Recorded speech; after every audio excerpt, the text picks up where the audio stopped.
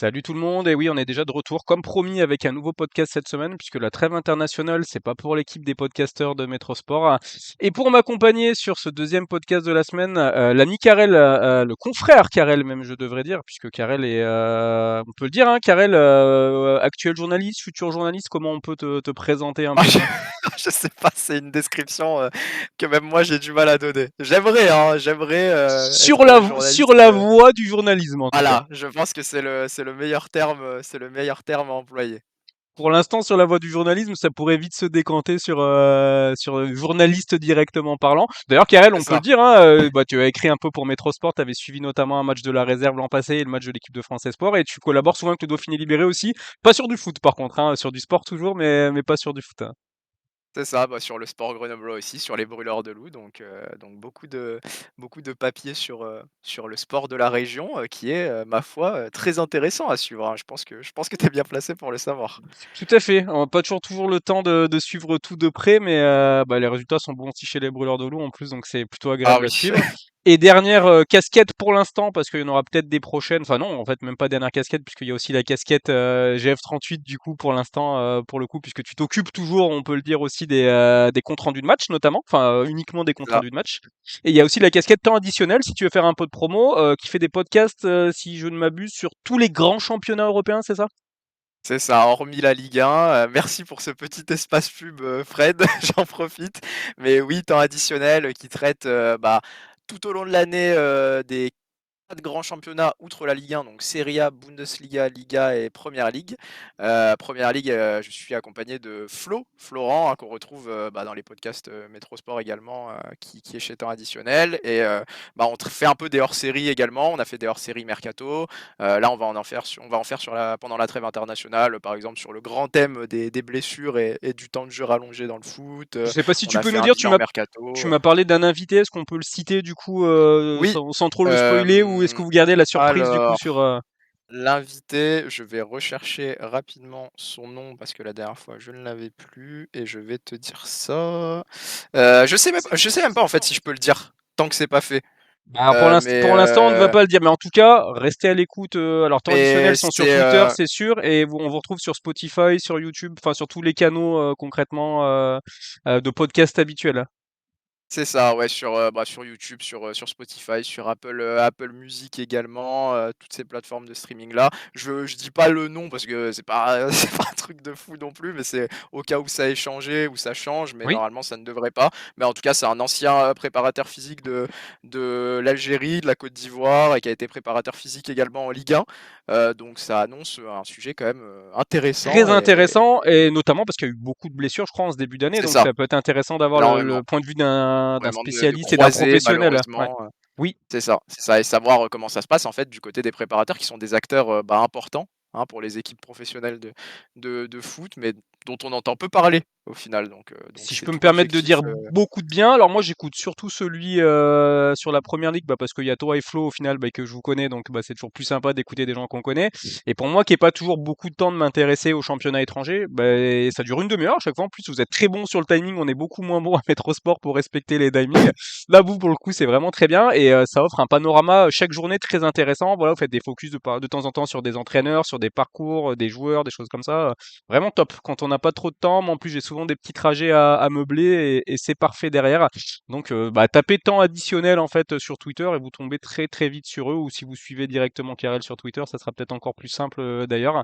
Mais bravo en tout cas pour tout ce que tu fais, merci beaucoup Fred, c'est très et gentil. bravo d'avance pour ce que tu vas nous dire, parce que là la thématique du jour va être à la fois très simple mais à la fois très compliquée, puisqu'on va parler un peu du début de saison et faire l'analyse du début de saison du GF38, Karel, autour de deux questions. Alors, on n'a pas pour vocation de donner les réponses aux questions, parce que sinon, bah, on serait pas en train de faire des podcasts sur le GF38 et on serait entraîneur de Manchester City, ou d'autres clubs pour ceux qui préfèrent d'autres On clubs, bien aimerait bien, hein, évidemment. on Voilà, aimerait bien, on voilà, vu serait on vu vivrait bien. le salaire qui va avec, je ne dis pas non non plus. Mais en gros, bah, c'est de poser un peu quelques réflexions et les bases d'un débat en fait autour de deux questions. Et les deux questions, c'est pourquoi le GF38 ne prend pas de but, Et la deuxième question qui est un peu plus compliquée encore, je pense, parce que si là on avait la réponse, on serait au summum du football mondial, c'est pourquoi le GF38 marque peu. Avec bien évidemment derrière tout ça, bah, comment on fait pour continuer à pas prendre trop de buts et comment on fait pour en marquer un peu plus. Karel, bah déjà sur le début de saison, est-ce que tu peux nous rappeler un peu, alors pas tous les chiffres, mais bah, rappeler le classement et le bilan de Grenoble sur les 5 premières journées disputées?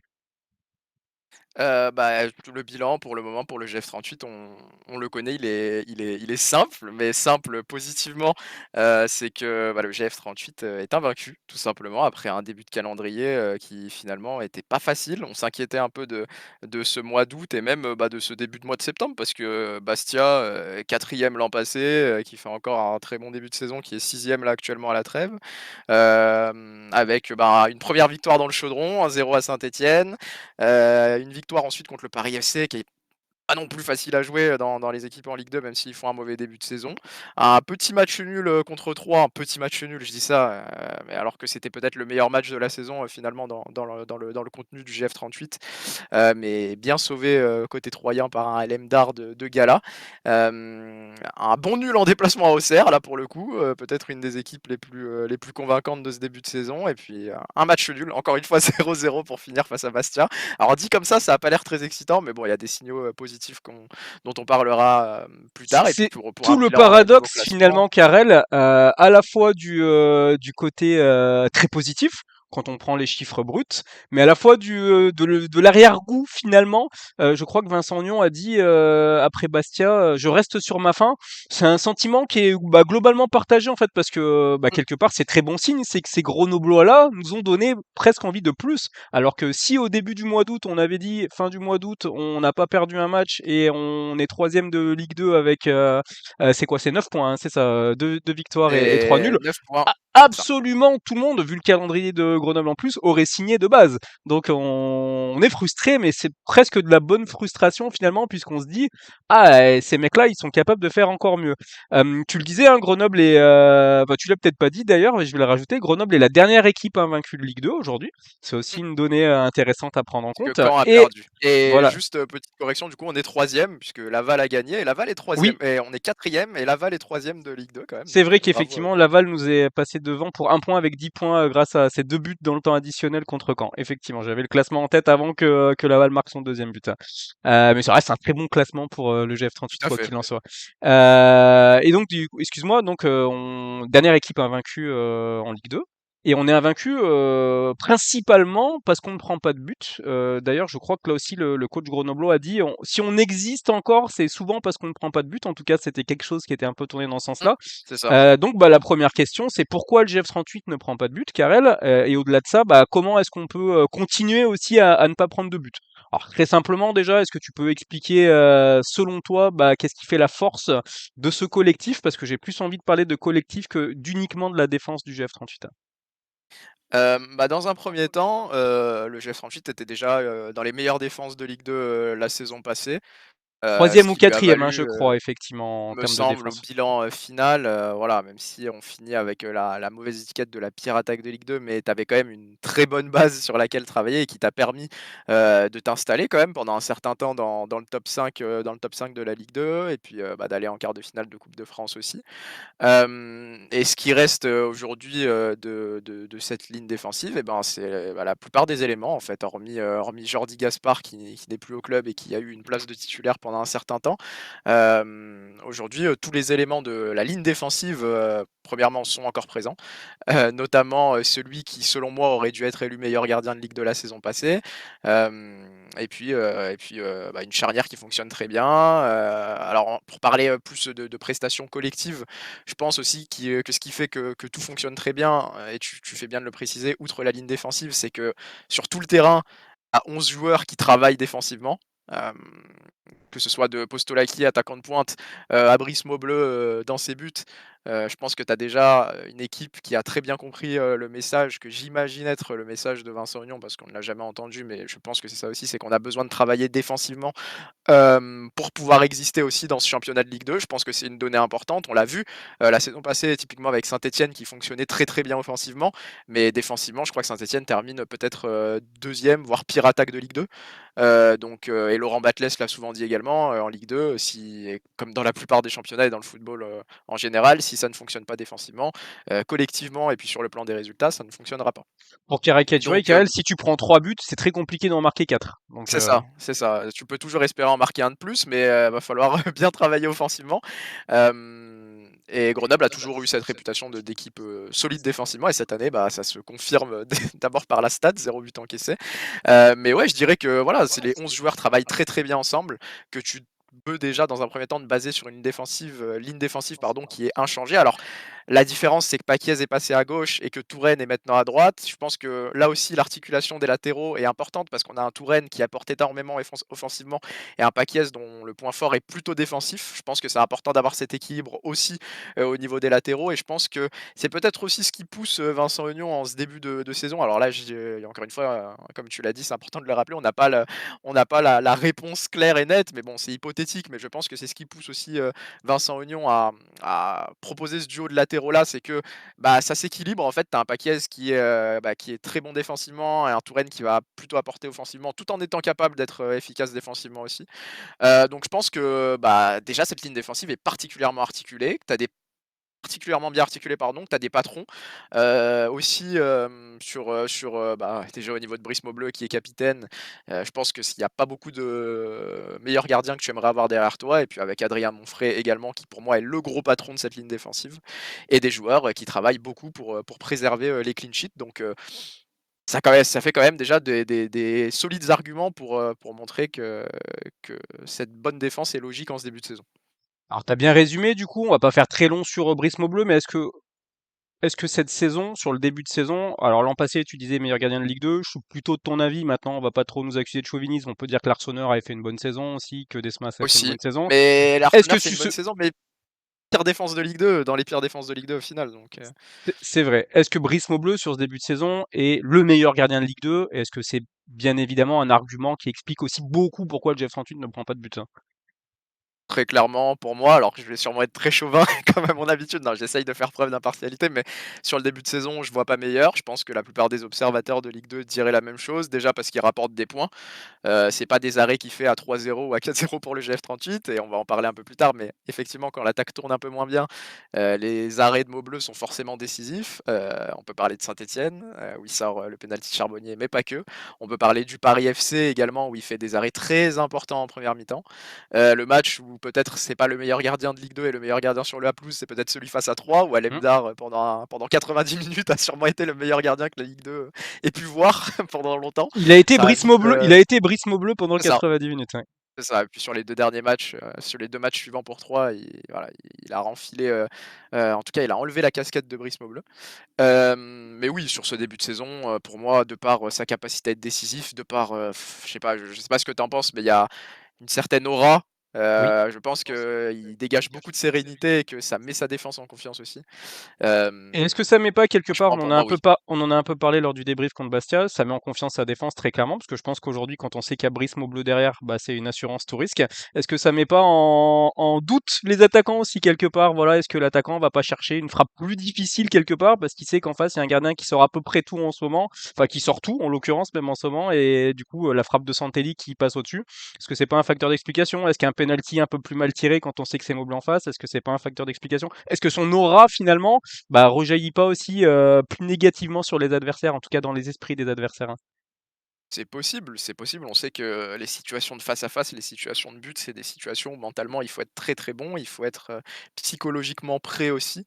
Pour les attaquants, comme on en a parlé un peu dans un des podcasts de cette semaine, ça devient connu.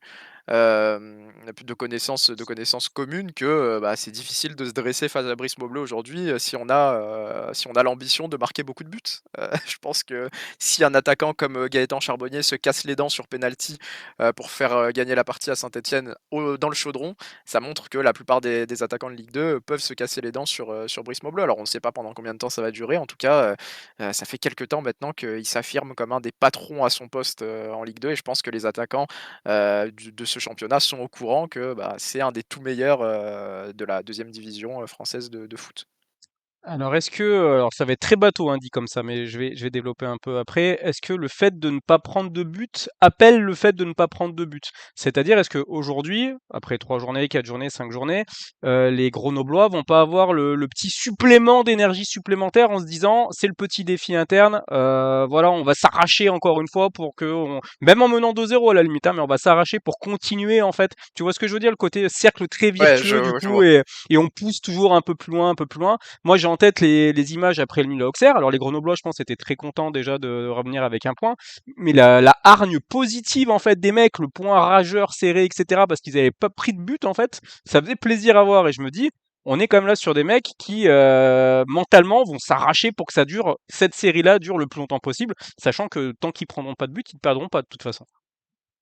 C'est ça, c'est ça, je pense que c'est un très bon point. Hem, Tu n'as pas encaissé de but sur les 5 premières journées, tu vas vouloir revenir, en déplacement à Dunkerque le 16 septembre, dans l'objectif d'abord déjà d'ajouter un nouveau clean sheet, à ton bilan de la saison, que ce soit pour Brice et pour toute l'équipe, hein, finalement. Ça et puis le fait aussi d'être invaincu, mine de rien, tu l'as dit, on est la dernière équipe invaincue de Ligue 2. Je pense que, bah, dans le vestiaire, même si c'est pas l'objectif premier et que l'objectif premier bah, c'est d'engranger le plus de points, possible et ça passe aussi par le fait d'être invaincu, pas forcément par le fait, de ne pas prendre de but même si ça aide, mais je pense aussi que, bah, voilà, ce fait d'être invaincu, ça te donne envie de te dépasser chaque match encore un peu plus, pour conserver ce statut, être, l'équipe, qui fait parler aussi. Et aussi, bah, comme tu l'as dit, de s'installer, progressivement dans les têtes des adversaires. Je pense qu'aujourd'hui quand tu vas au GF38 et Régis Brouard, en a parlé, en conférence d'avant-match, pour Bastia. Il avait notamment dit qu'il espérait être à la hauteur du défi. Alors je pense que c'est particulièrement flatteur venant d'une équipe qui a fini 4e la saison passée en proposant un jeu en plus plutôt flamboyant, plutôt alléchant. Ça va mettre, forcément, en contexte avec le fait que, bah, Bastia était en difficulté au niveau de son effectif, mais ça montre aussi que Grenoble, c'est une équipe, bah, que les autres équipes de Ligue 2 redoutent et chez qui, ça sera pas facile de se déplacer, que ça sera pas facile de recevoir non plus. On a vu par exemple Auxerre, ce week-end, coller 4-2 à Bordeaux, enfin ce week-end, oui et on se rappelle que quand Grenoble s'est déplacé à Auxerre, bah, ça a pas été aussi facile, pour les hommes de Christophe Pélissier donc il y a beaucoup d'enjeux en ce début de saison et sûrement une volonté évidemment de garder, cette cage inviolée le plus longtemps possible, ouais. La petite part de réussite qui va avec aussi, forcément, faut la prendre en compte. Il y a eu un but finalement qui était valable, qui est marqué par Saint-Etienne, qui n'a pas été accordé. Au-delà du penalty qui n'a pas été accordé à Auxerre, il y a eu un poteau je crois que c'est Jubal qui place une tête sur le poteau en deuxième mi-temps. Mmh. Les Grenoblois, sur ce mois d'août, ont aussi plutôt eu ce qu'on appelle globalement la réussite plutôt de leur côté. Ça n'a pas toujours été le cas hein, en Ligue 2 ces dernières saisons, donc on peut savourer aussi. Mais pour l'instant, ça tourne plutôt dans le bon sens. C'est ça, c'est important de de sortir un peu du chauvinisme et de faire preuve de nuance. Effectivement, un but annulé alors qu'il était plutôt valable, pour, Wadji à la première journée. Bon, un pénalty arrêté, c'est aussi du fait du talent et du travail de Brice Maubleu, mais ça reste quand même une grosse donnée. Le poteau, il me semble, de Pierre-Yves Hamel pour le Paris FC en Oui, première mi-temps, lors de la troisième je l'avais oublié journée, celui-là, mais il y deuxième avait un journée, poteau contre le Paris FC, 2 effectivement. journée. Deuxième journée plutôt, 3 journée, 3 qui a un but refusé. Alors, pour hors-jeu, je sais pas si c'était vraiment hors-jeu ou pas au final, je me rappelle pas du ralenti, je sais même pas si je l'ai vu, le ralenti précis du hors-jeu, mais ça reste une donnée. C'était un but en toute fin de match qui aurait donné la victoire à 3. À Auxerre, le poteau de Joubal et puis globalement, je pense que c'est l'équipe qui nous a fait le plus souffrir depuis le début de saison, donc il a fallu résister. Et puis face à Bastia, tu l'as dit, l'occasion, ratée de Santelli, on se demande encore, un peu comment, pas mal de réussite là-dessus. Donc voilà, ça va avec, mais c'est une réussite, parfois on parle de réussite du champion, j'irai pas jusque-là, parce que c'est sûrement un peu tôt, mais réussite d'une équipe qui peut faire une très bonne saison, ça peut être le cas. Pour faire la transition aussi sur la thématique suivante et la question suivante, on disait beaucoup, Karel, cet été pendant la préparation, que Grenoble, avec ses nouveaux profils au milieu du terrain notamment, allait devoir trouver l'équilibre entre la défense et l'attaque. C'est-à-dire qu'on imaginait, bon pour l'instant on se trompe un peu, mais que Grenoble était en capacité de marquer beaucoup plus cette année, mais qu'il fallait pas falloir prendre trop de buts aussi derrière. Et j'ai une petite stat moi qui est intéressante. Bon alors déjà effectivement pour l'instant on marque pas beaucoup malheureusement, mais on se crée plus d'occasions, on en parlera dans quelques minutes. Mais c'est aussi le nombre d'arrêts, puisque l'année dernière le GF38 était, et Brice Maubleu en l'occurrence qui avait fait tous les matchs, était à 3,3 arrêts par match. Et cette année, finalement, il est qu'à 2,2. Donc il est très bon, mais il a aussi moins de choses à faire. Donc est-ce que Grenoble n'a pas déjà réussi à trouver son équilibre quelque part cette année? Et est-ce que la clé pour ne pas prendre beaucoup plus de buts, on en prendra à un moment donné, c'est sûr et certain, mais ça va pas être justement de réussir à conserver cet équilibre-là? Bah, je pense que une des différences majeures, alors c'est une stat intéressante parce que ça montre que Grenoble, bah, subit moins déjà, mais je pense que c'est ça aussi la clé pour le GF38, c'est que, bah, cette année on a loué, pour le moment le contenu qui est quand même meilleur, même si on voit pas autant de buts qu'on aimerait en voir. Mais, dans le contenu, Grenoble maîtrise beaucoup plus le ballon, a beaucoup plus de possession, a beaucoup plus la main mise sur ses matchs. Alors c'était peut-être moins vrai face à Saint-Étienne, mais Grenoble a quand même fait preuve d'un peu plus de phases de possession que ce que ça avait pu être le cas, l'an passé, Je en rajoute octobre. dans la statistique qu'il y a moins d'arrêts cette année, alors qu'on a quand même joué à Saint-Etienne et à Auxerre, qui je Voilà, pense sont les deux meilleures attaques, ou seront les deux meilleures attaques du championnat à fin de saison, qu'on joue 3 qui étaient en Ligue 1 l'année dernière. Bastia qui a aussi une grosse ligne offensive, hein, ils nous l'ont montré samedi. Paris FC c'était peut-être un peu plus compliqué, même s'ils nous ont posé des problèmes, ils sont pas réputés en tout cas pour leur attaque. On a plutôt de jouer des adversaires qui sont en capacité de mettre à contribution le gardien. Donc c'est d'autant plus valorisant de concéder aussi peu de grosses occasions. c'est ça. On n'a pas joué contre les équipes les plus frileuses du championnat, on va dire. On a joué, contre des équipes ambitieuses qui veulent prendre les 3 points lorsque le match, démarre. Mais je trouve que c'est aussi, du fait que, bah, on concède moins d'occasions parce qu'on tient, je pense, un peu plus, le ballon.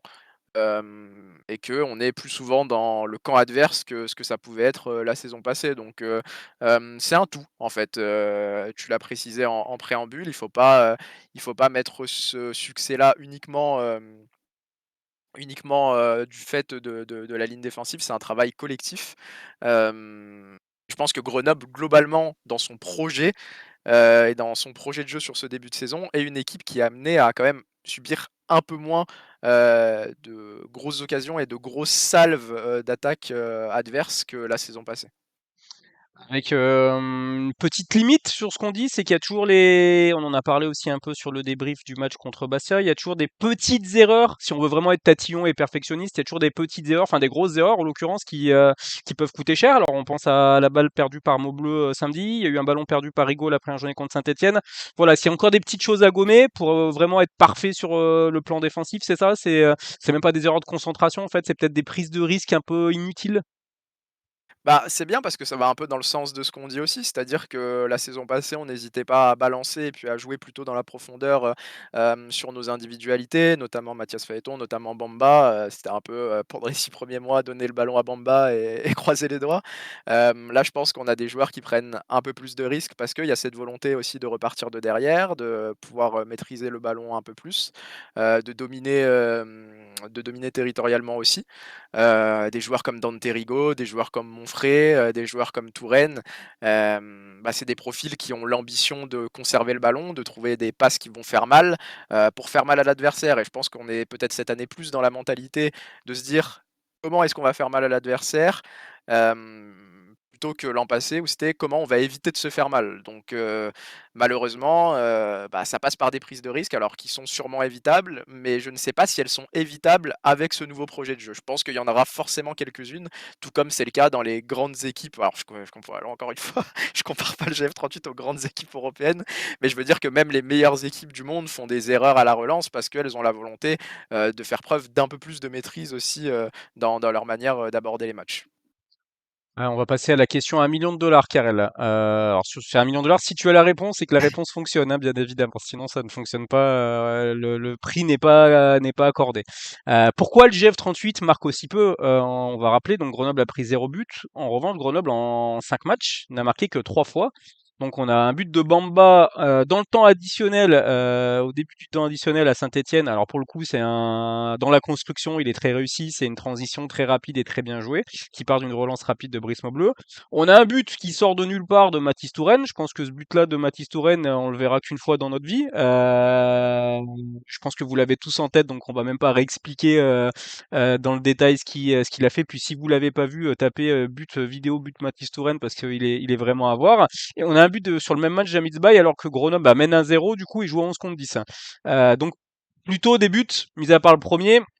Je vais pas dire qu'ils ne sont pas mérités en fait, mais l'idée c'est que c'est pas des buts qu'on va marquer tout le temps en fait. Voilà, c'est des circonstances qui sont aussi un peu exceptionnelles, qui relèvent de l'exception.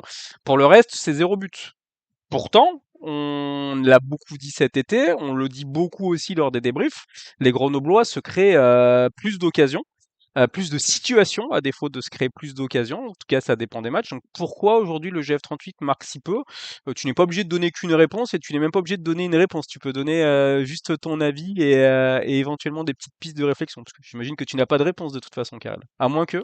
Bah, si j'avais la réponse exacte, je m'empresserais d'aller la donner au staff grenoblois pour voir le GF38 monter en De Ligue la 1. vendre au staff grenoblois, pas de la Ah, donner. bah, forcément, l'attachement au GF38 ferait que je la donnerais de bon cœur, comme ça on serait tous On contents, sent l'esprit bénévole, hein. C'est très bien.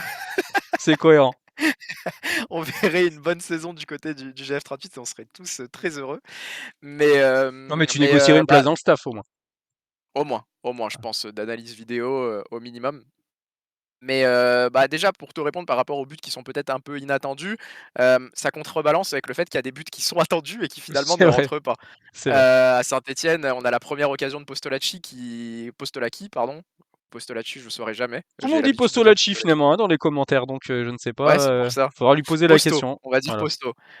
Posto qui, bah, hérite d'un centre, après une très belle action, grenobloise, hein, sur le côté droit avec Mathys Touraine, des relais avec Eddy Sylvestre notamment, où il tire au-dessus. Alors ça, je pense que c'est un but qui est, par exemple, 1000 fois plus attendu au niveau des expected goals que celui de d'Amin Sbaï face au Paris FC ou de Mathys Touraine face au Paris FC, par exemple.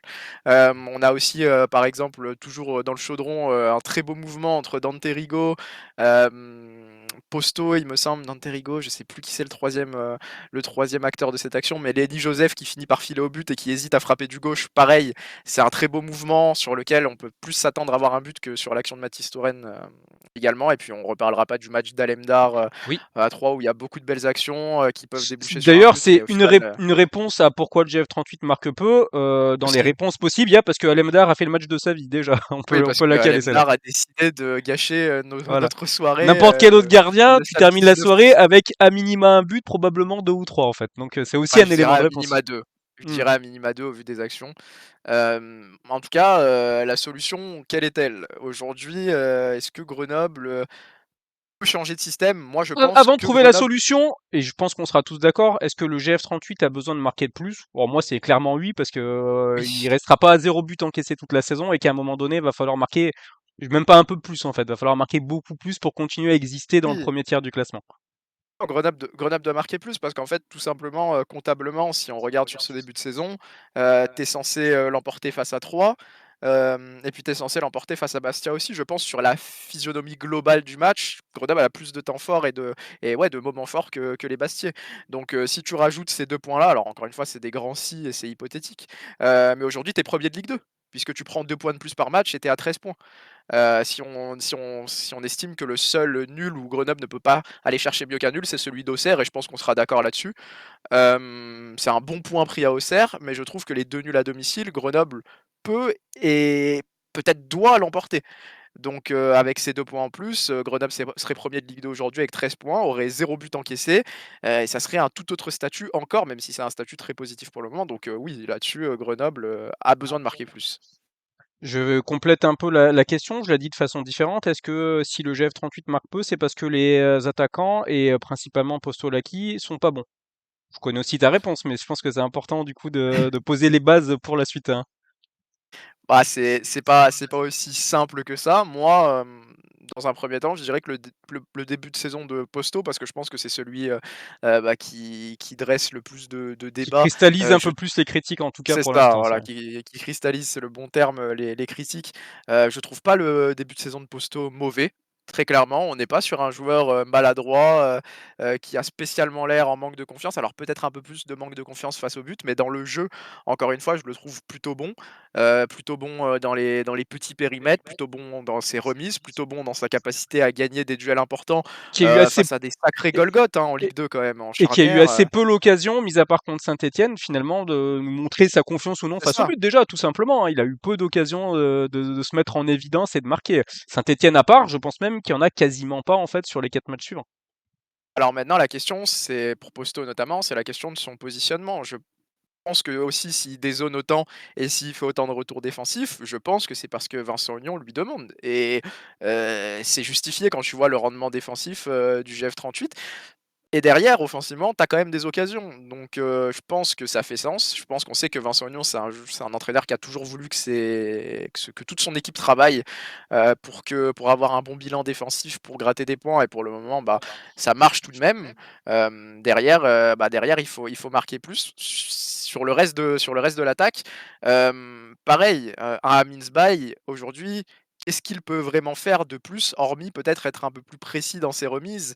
Dans, sa distribution dans la surface. Mais là encore, la question se pose du: est-ce qu'il y a vraiment assez de candidats dans la surface pour recevoir le ballon? Est-ce qu'il y a assez de projections? Moi, ma réponse là-dessus, c'est que non.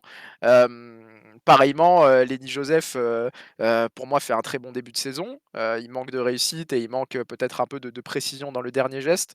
Mais pour te répondre, je trouve qu'individuellement, la ligne offensive du GF38, est très loin de faire un mauvais début de saison et c'est pareil pour les rentrants. Je trouve que, bah, Eddy Sylvestre est peut-être un peu plus effacé pour le moment, mais il apporte toujours quand même quelque chose dans ses rentrées. Thio, apporte toujours du dynamisme et il a été très important sur le succès à Saint-Étienne notamment. Bamba marque à Saint-Étienne et puis il apporte, toujours un peu ce grain de folie, même si je pense que c'est celui qui est peut-être un peu en deçà sur la ligne offensive. Pour moi, c'est pas une question d'individualité pour le moment. On parlait tout à l'heure des arrêts en moyenne de Brice Maubleu qui étaient moins importants la moyenne cette année que l'année dernière. Sur les grandes chances, on peut rappeler d'ailleurs Karel dans quelques instants ce qui est une grande chance, les big chances, les grosses occasions en français. Grenoble l'an passé c'était 1,3 par match. Donc c'était quand même relativement peu. Cette année, on est passé à 2,4. Donc on n'a pas doublé, mais pas loin. Donc on a presque 2 fois plus de big chances. Est-ce qu'on déjà on peut expliquer ce que c'est pour le grand public, les big chances, les grosses occasions? Qu'est-ce qu'on met dans cette catégorie-là? Pour donner des exemples imagés, Oui, ah bah oui, je ça sera pense encore plus simple, que oui. Je pense qu'on peut parler, tout récemment, du centre d'Aminsbaye à direction de Lenny Joseph, qui passe juste au-dessus de la barre, Lenny Joseph qui prolonge, le centre, en taclant. Je sais pas, si tu vois Oui. de quelle action je parle, Qui mais aurait voilà, qui presque pu passe juste finir au au-dessus. fond des filets s'il n'était pas touché C'est ça. ce centre-tir, oui, Je tout à pense fait. que ça, c'est une très grosse occasion, par exemple, pour le GF38. On peut parler, encore une fois ce week-end, de la fin de frappe qui couche Roncaglia, il me semble, d'Aminsbaye. Oui. Aminsbaye face à face contre Boucher, Boucher qui sort une parade exceptionnelle.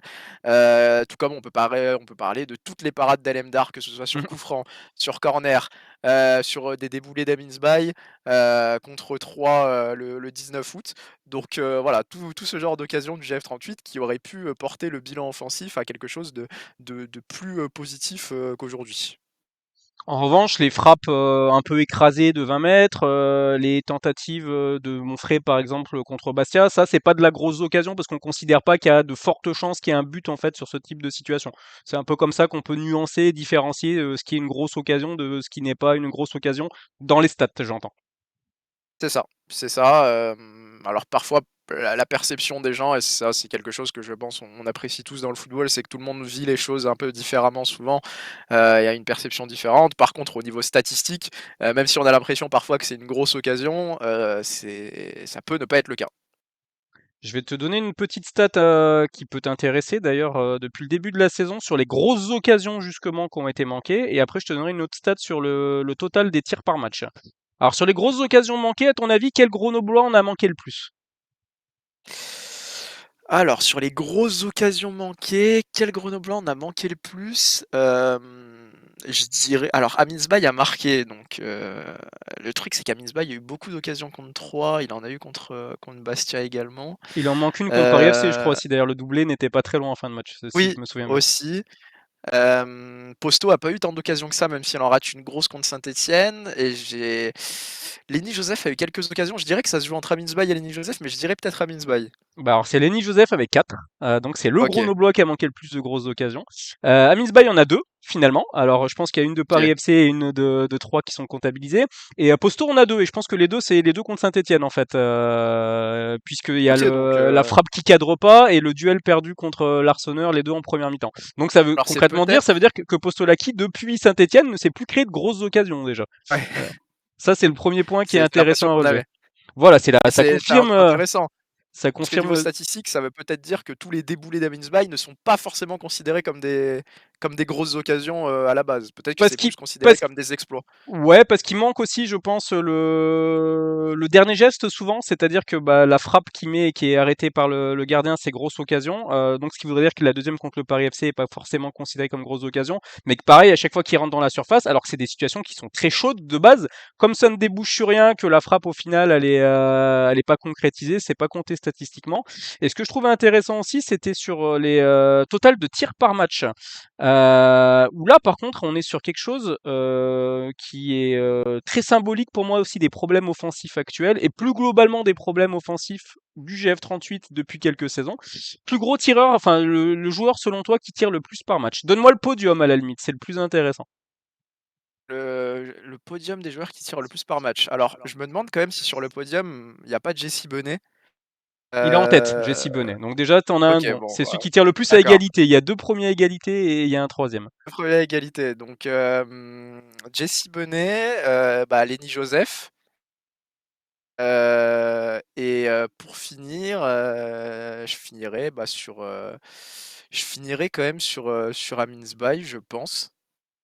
Alors, on a Jesse Bonnet qui est en tête, donc un milieu de terrain, qui tire beaucoup, effectivement. Alors, je pense que ça comptabilise aussi les coups francs, ce qui explique que tu le rajoutes dans le lot.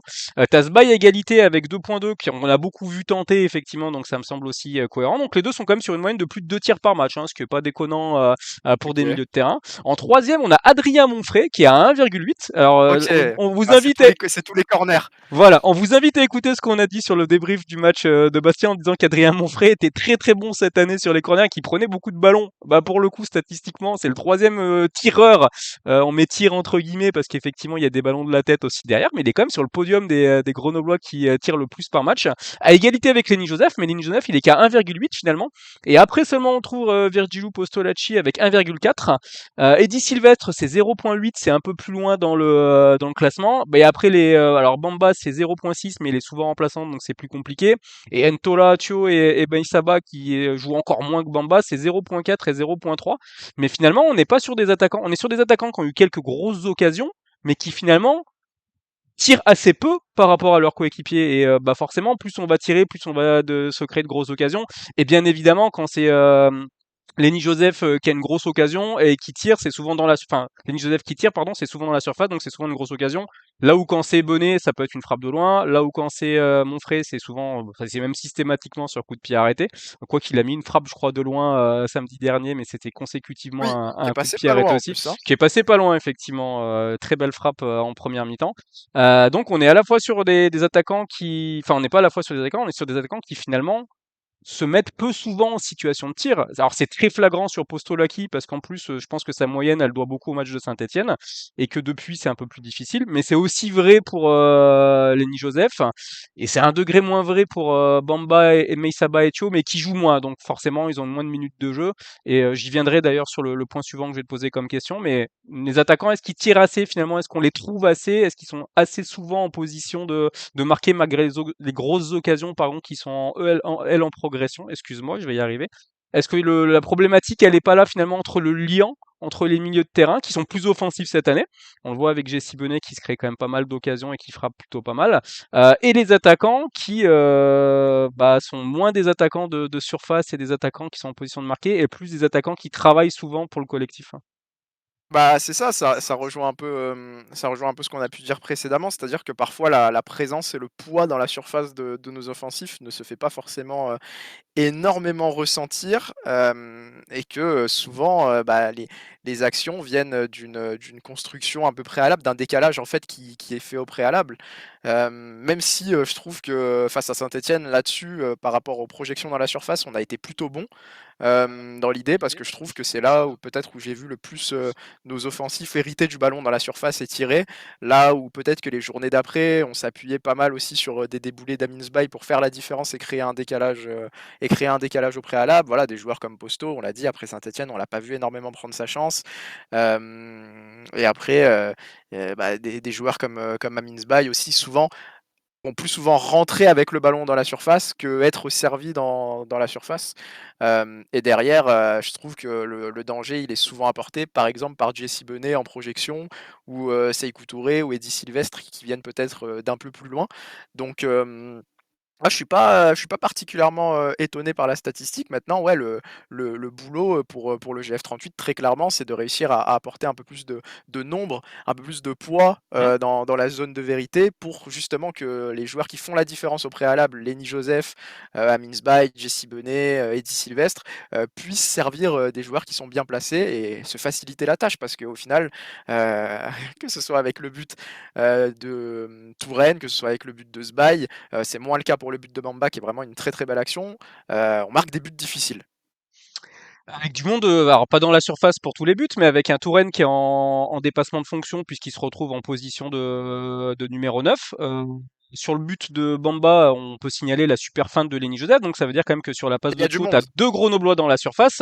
Bon après ce il va se chercher un peu plus tout seul contre Paris FC, mais bon Paris était à 10 et il y avait beaucoup de Grenoblois sur le plan offensif aussi. Donc ça correspond plutôt à ce que tu dis en fait. Un peu plus de poids offensif dans la surface, pas forcément que des attaquants derrière, peut aussi permettre d'avoir plus de solutions et de se créer plus d'occasions, et in fine, quand on tombera pas sur un gardien en état de grâce, de marquer plus de buts. Et ça justement, Karel, ça passe par plus par quoi à ton avis? Plus dans des choix d'animation tout en conservant pardon, le système actuel, c'est-à-dire de voir un peu plus un Lenny Joseph par exemple intégrer la surface de réparation, ou un milieu de terrain quand un Minsby est en mode je déborde sur le côté gauche, comme ça il y a trois solutions au lieu d'une dans la surface. Ou est-ce que ça peut passer ponctuellement, parce que je pense qu'on restera quand même globalement sur un 4-3-3, mais ponctuellement sur des systèmes un peu différents, avec pourquoi pas une association Meissaba Postolaki, ou Postolaki Joseph, et faire jouer Sylvestre à droite et Esbaï à gauche, ou Bamba à droite et Esbaï à gauche. Comment est-ce qu'on peut alors trouver la solution, c'est un bien grand mot, mais essayer des choses un peu différentes pour trouver la solution? Je pense déjà que, qu'un joueur, comme Postolaki, c'est un joueur, bah, qui est arrivé en milieu de préparation, qui cherche encore un peu ses marques au JF38 et qui doit réussir à trouver l'équilibre, et peut-être, ouais, voilà, l'équilibre pour, bénéficier d'assez de lucidité, pour être un peu meilleur au niveau de ses timings offensifs aussi. Entre, bah, ses retours défensifs, les moments où il dézone, les moments où il va s'exporter sur le côté droit, sur le côté gauche, comme il est capable de le faire aussi, et les moments où il va falloir sentir qu'il faut être, peut-être un peu en avance, peut-être dans les temps, dans la surface sur une offensive grenobloise. Pour le moment, je trouve que ce qui pêche beaucoup pour le GF38 et pour Posto notamment, c'est, bah, le fait qu'il dézone énormément. Ça l'empêche, parfois d'avoir, d'abord un positionnement, qui offre une vraie solution de but, aux centreurs et aux joueurs de côté qui font la différence. Hem Et puis également le fait que voilà, tous ces efforts-là, au moment de convertir, bah, il peut manquer de lucidité. Je pense aussi qu'actuellement dans ce 4-3-3 là, bah, tu as des joueurs qui vont faire énormément de différence, sur les côtés, qui sont vraiment des joueurs de 1v1. Mmh. Mais ensuite, pour, aller, apporter peut-être, ce petit plus statistique, qui va te faire la différence dans des matchs, ce petit but, cette petite passe D, il y a peut-être encore eu un petit palier à passer. Je dis vraiment bien un petit palier, parce qu'ils en sont pas loin du tout. On voit qu'Amine Sbaye, comparé peut-être à la saison passée, il est de plus en plus proche d'être décisif presque à chaque match là-dessus. Lenny Joseph, on sent aussi que c'est un joueur polyvalent, qui a la capacité à évoluer dans l'axe aussi, parce qu'il a quand même un très bon œil pour le but. Ponctuellement, la solution pour moi, sans parler de changement de système dans l'immédiat, peut-être que ça peut faire du bien à Apostolaki de souffler un peu, et de tenter par exemple un Lenny Joseph dans l'axe. Parce que, peut-être que Lenny Joseph, je sais pas, c'est un changement de profil, c'est un changement de joueur. Peut-être que, il sera plus à même d'avoir les bons déplacements dans la surface dans l'immédiat. Peut-être qu'il y aura, un automatisme avec, Amin Sbaye et l'autre joueur de côté par exemple qui pourrait être Bamba, qui se fera plus facilement. Je ne sais pas, on peut essayer de tenter un changement de casting à ce niveau-là, même si je le redis, pour moi, Postolaki est encore loin de faire un mauvais début de saison pour le moment dans ce qu'il propose et dans ce qu'on lui offre aussi. Et puis, même si je suis d'accord avec toi et je pense qu'on va rester sur un 4-3-3, moi, ce que j'aimerais beaucoup voir, c'est un espèce de 4-2-2-2 sur les matchs que tu penses dominer à outrance. Ça paraissait peut-être un peu irréaliste la saison passée de penser que le GF38 dominerait des matchs à outrance. Cette saison, ça a quand même été plus le cas et face à des adversaires, de qualité. Face à Troyes, je pense que c'est peu de dire que Grenoble domine, outrageusement les Troyens. Contre Bastia, tu as quand même des grosses périodes de temps fort. Peut-être qu'un 4-2-2-2, avec, Sbaï sur le côté, avec Joseph sur le côté et une association, Posto, Meissaba, avec Meissaba qui ferait peut-être un peu plus le travail que Posto fait actuellement et un Posto qui peut rester un peu plus haut sur le terrain et un peu plus en position de renard des surfaces, ça pourrait débloquer quelque chose. Et je pense en plus qu'une association Rigaud-Benet en double pivot peut tenir la baraque. Donc ça serait parmi les options que j'ai en tête. Alors je vais délivrer une nouvelle la palissade, un peu comme tout à l'heure sur le GF38 qui ne prenait pas de but. Est-ce que Grenoble marque peu? Parce que Grenoble marque peu. Je vais développer, ne t'inquiète pas, parce que sinon dit comme ça va être compliqué de répondre. Est-ce que le fait de ne pas réussir finalement à rapidement marquer dans ces matchs, Saint-Étienne ont marqué à la 90e, Paris FC, Touraine, je me rappelle plus, mais du coup c'est le seul match où il y a 2 buts aussi parce que derrière il y a rouge et qu'il y a davantage d'espace. Le fait de ne pas marquer rapidement, forcément, est au désavantage du GF38, d'autant plus qu'on a plutôt des profils de joueurs habiles en transition, en fait. C'est-à-dire que le match où on se crée beaucoup d'occasions, finalement, c'est contre Saint-Etienne, parce que Saint-Etienne a aussi un style de jeu et un système où il laisse énormément d'espace dans le dos et on a su en profiter. Et que pour Grenoble, je vais prendre un exemple tout bête, mais imaginons qu'on marque le premier but contre Bastia ou contre Troyes après 20 minutes de jeu. Ça sera plus facile derrière pour Grenoble, vu les joueurs en place, d'en mettre un deuxième, d'en mettre un troisième, que de jouer après contre des blocs bas comme Bastia qui vont défendre à 10 derrière pendant les 20 dernières minutes. Est-ce que tu comprends le cheminement de mon pensée qui est un peu tordu de base, mais est-ce que tu vois où je veux en venir en fait? Est-ce que de marquer Non, mais très tardivement ne c'est assez facilite clair. pas de... D'accord, bon bah parfait, je dis pas plus C'est assez alors. clair, je vois ce que tu veux dire. Je vois ce que tu veux dire. Je pense que déjà, il y a 2 points. Il y a ce point de vue-là, en fait, qui n'était pas celui auquel je pensais avant que tu développes, mais c'est vrai que c'est très vrai aussi. Quand tu te facilites et que tu t'ouvres les matchs, forcément, c'est beaucoup plus facile d'empiler les buts. On voit qu'on a souvent marqué tardivement, quand même, dans l'idée. Saint-Étienne, voilà, 91e, 92e. Mais il n'empêche que si peut-être que si Postolaki marque, sa très grosse occasion quand même dans l'idée, c'est en première période, je crois que c'est autour de la 20e, 25e minute, Saint-Etienne est forcément obligé de se livrer encore plus pour essayer de renverser le match et derrière, les espaces que ça t'ouvrirait en transition, il sera encore plus conséquent que ce qu'on a pu voir en J1. Et contre le Paris FC, la première mi-temps est quand même dominée par le Paris FC, mais en deuxième période, t'attends à peu près ouais, la 70e, il me semble, pour ouvrir la marque, et puis à peu près la 85e pour ajouter le deuxième but. Donc forcément, quand le score est à 0-0, d'autant plus en Ligue 2, et d'autant plus maintenant que le GF38 en ce début de saison a peut-être un statut un peu différent aussi. Je le redis, mais Régis Brouard, dans sa conférence d'avant-match, était vraiment quand même élogieux et puis présenter un peu Bastia pas comme un outsider, mais comme une équipe qui doit aller faire une bonne opération au Stade des Alpes, avec le défi d'aller marquer ce premier but aussi, le défi d'essayer de prendre un point à une équipe qui n'a pas perdu et qui n'a pas encaissé de but depuis le début de la saison. Donc forcément, face à Grenoble, peut-être qu'au fur et à mesure de la saison, si la saison évolue bien, si tu es à 0-0 aux alentours de la 55e, 60e, par exemple au Stade des Alpes, peut-être que la plupart des équipes vont commencer à se dire que c'est peut-être un bon point à défendre. Tout comme on a argumenté qu'un point à Saint-Etienne à la 60e minute, à 30 minutes de la fin du match, peut-être que ça pourrait être intéressant de le défendre aussi. Finalement, Brice Maubleu et ses compères ont décidé que ça en serait tout autre à la 90e au moment de relancer rapidement. Mais là-dessus, je suis d'accord. Et puis, c'est forcément beaucoup plus facile d'aggraver le score quand tu t'ouvres un peu, quand tu t'ouvres un peu le match et que l'équipe derrière est obligée de réagir. Et puis, sur le second point que j'avais en tête à la base, c'est peut-être en termes de confiance aussi. Parce que alors je pense que c'est moins le cas cette saison quand même parce qu'on a une équipe qui est joueuse et qui se crée des occasions, mais la saison passée, on a vu quand même qu'il y avait un petit blocage au bout d'un moment et puis ce qui est difficile et ce dont on discutait aussi Fred, c'est que quand tu te rends compte que tu marques peu de buts, si jamais tu encaisses le premier but, mentalement, je pense que c'est encore plus difficile parce que, tu vas te dire que pour retourner le match, il va falloir aller marquer 2 buts et lorsqu'en 5 journées, tu en as mis 3. c'est pas que ça paraît insurmontable, mais c'est que, bah, c'est pas quelque chose que tu t'es habitué à faire depuis le début de la saison et je pense qu'en fait, d'un côté comme de l'autre, ça peut, bah, jouer sur ta confiance, de manière négative, tout comme s'il y a un match où tu débloques un peu, ton compteur en marquant 1, en marquant 2 rapidement, ta dynamique peut s'inverser. On se rappelle que dans la période un peu plus, positive du GF38 la saison passée, après le nul décroché à Saint-Étienne, et puis juste avant ça, la victoire contre Caen, Grenoble avait complètement déroulé en 10 minutes contre Laval. Donc ça peut être le cas, ça peut être, le moins entraîne le moins, tout comme, le plus peut entraîner le plus lorsqu'il y aura, ce petit déclic au niveau du réalisme. Est-ce que, bah, pour conclure un peu sur, bah, l'analyse du début de saison, pourquoi le GF38 marque peu par rapport à tout ce qu'on a dit, on est moins sur des choses qui sont alors facilement avec des gros guillemets, hein, mais qui sont, corrigibles en tout cas, que sur un manque de qualité. Je pense qu'on est plutôt d'accord, toi et moi, sur, ce point-là.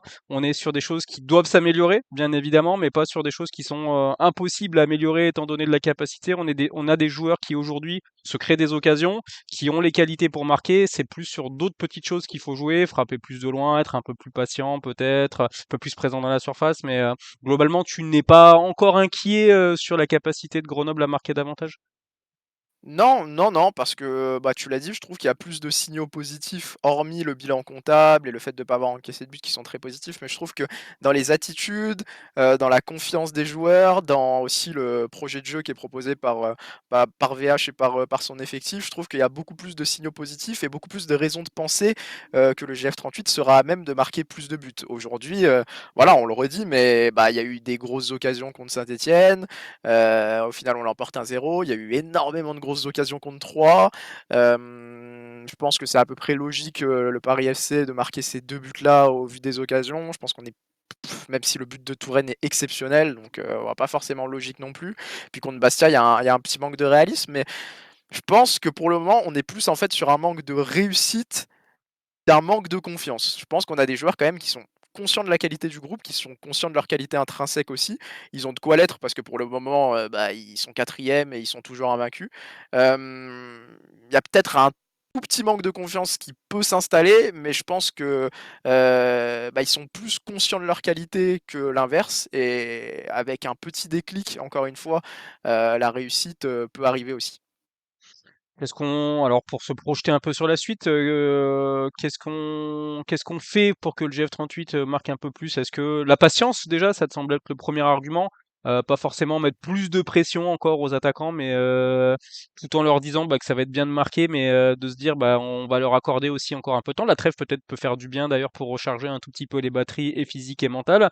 Est-ce qu'on tente des nouvelles compositions? Est-ce qu'on dit au milieu de terrain de tirer un peu plus aussi? On en parlait sur le débrief du match contre Bastia. Un Sékou Touré, par exemple, est souvent en position à 20 mètres et ne tente pas si souvent sa chance que ça. Ça passe par quoi finalement de réenclencher comme ça une dynamique meilleure en termes de buts marqués? Bah, je pense que continuer à essayer de varier au maximum, ses schémas offensifs. Tu l'as dit, tirer de loin, ça peut être une option parce que, on voit, sur certains matchs, pas forcément ceux du GF38, pas forcément ceux de Ligue 2, même si ça arrive en Ligue 2 aussi, qu'une frappe de loin, elle va pas forcément finir directement au fond, de la lucarne, même si on aimerait que ce soit tout le temps le cas. Mais parfois il peut y avoir un rebond, il peut y avoir, une frappe qui est détournée, le gardien peut mal la repousser et ça peut finir dans les pieds de ton attaquant et marquer. Donc ça peut être une option.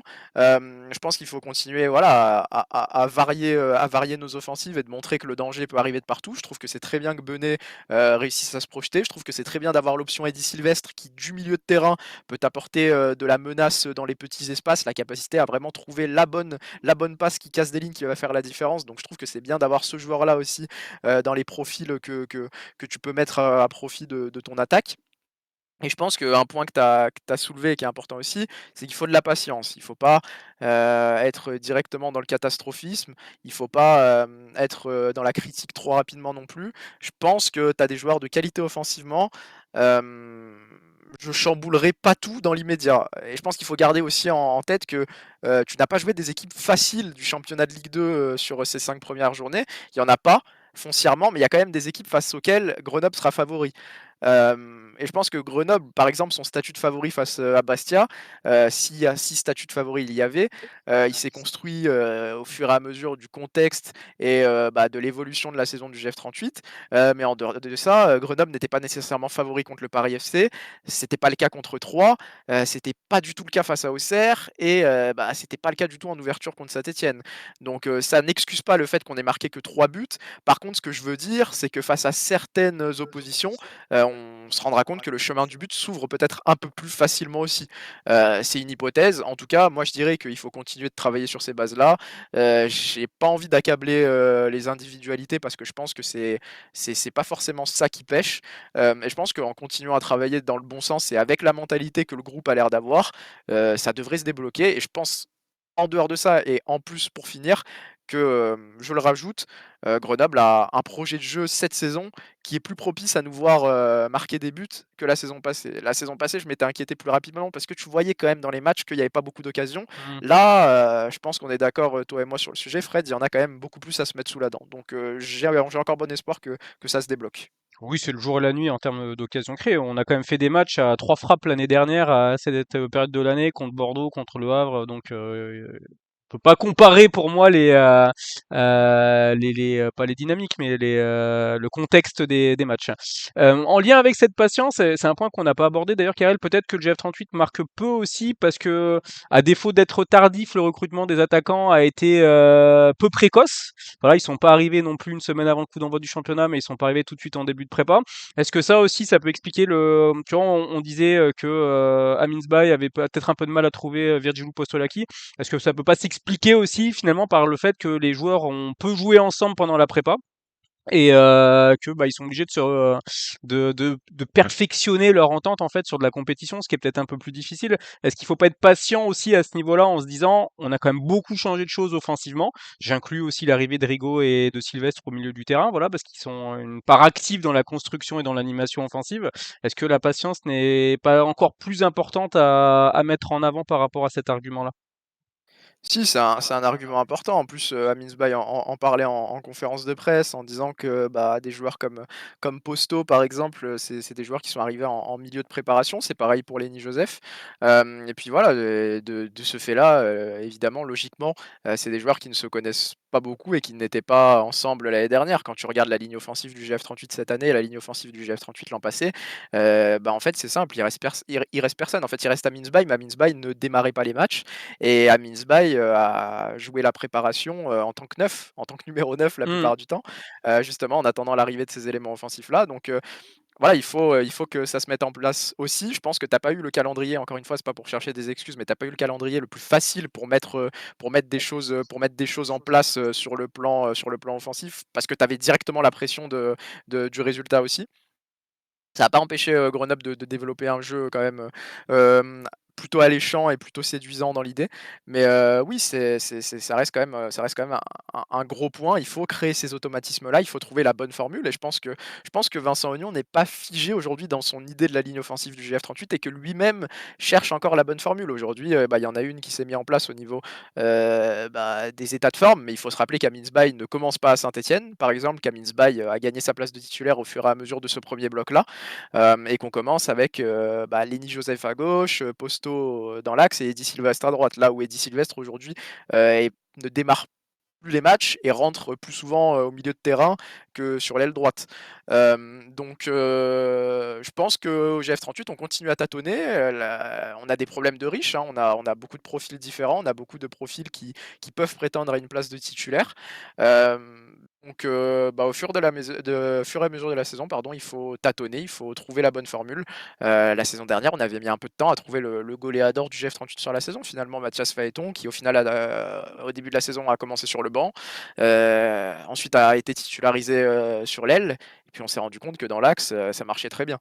Donc le film de la saison du GF38, ça peut être ça, une saison c'est très long, et la bonne formule, peut être trouvée, au retour de la trêve, comme au milieu, du deuxième bloc, tout comme, à l'approche, de la trêve hivernale, il reste, du temps pour tâtonner. Il faudra pas mettre trop de temps, mais pour le moment, le GF38 prend des points et est bien placé et offre du beau jeu tout de même, donc c'est quand même plus positif au niveau, de la saison passée, je dirais. Faire mon Thierry Ardisson, petite référence de boomer, oui, non, Thierry Ardisson, ça te parle un peu? T'es pas si, Ça me parle quand même, voilà, tu pas si jeune que ça va. Je vais faire la question malheureusement. qui tue. Je vais faire la question qui tue, pour terminer, où tu peux répondre que oui ou non, je te demande pas de développer, forcément derrière pour conclure, pour conclure dans les temps. On aura passé moins d'une heure exceptionnellement. Bravo à toi, Karel, je savais que je pouvais compter sur toi pour le timing.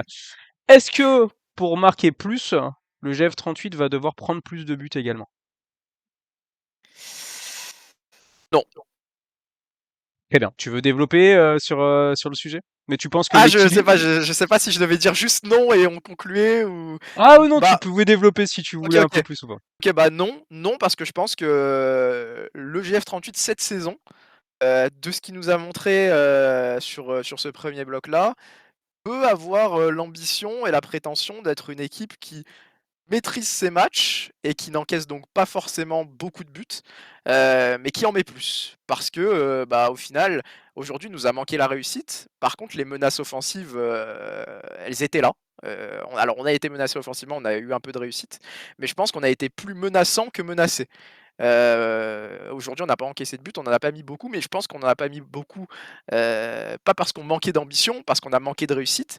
Et derrière, ça nous a pas empêché d'être solide. Donc, si ça évolue bien, qu'on continue avec cette confiance des résultats aussi, mais qu'on modifie un peu cet aspect réussite et peut-être cet aspect un peu confiance aussi devant le but, pour moi, on n'a pas nécessairement besoin de se découvrir plus que ce qu'on ne fait déjà pour aller marquer plus de buts. Très bien. Eh ben, écoute, merci Karel. Tu as fort bien répondu à ces 2 questions. Peut-être qu'un staff nous écoutera et t'offrira un petit poste, prochainement. Tu nous diras la suite. On se retrouve de toute façon, Karel, pour parler justement des potentiels, hein. On va rester un peu vague pour l'instant sur la réponse, mais des potentielles nouvelles ambitions du GF38 après ce début de saison.